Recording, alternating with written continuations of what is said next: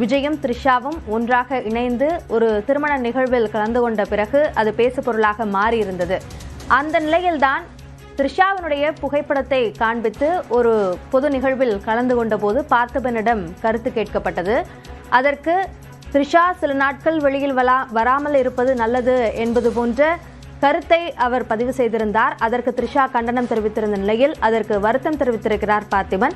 பார்த்திபனுடைய அந்த ஆடியோ தற்போது வெளியாக இருக்கிறது, அதனை கேட்கலாம்.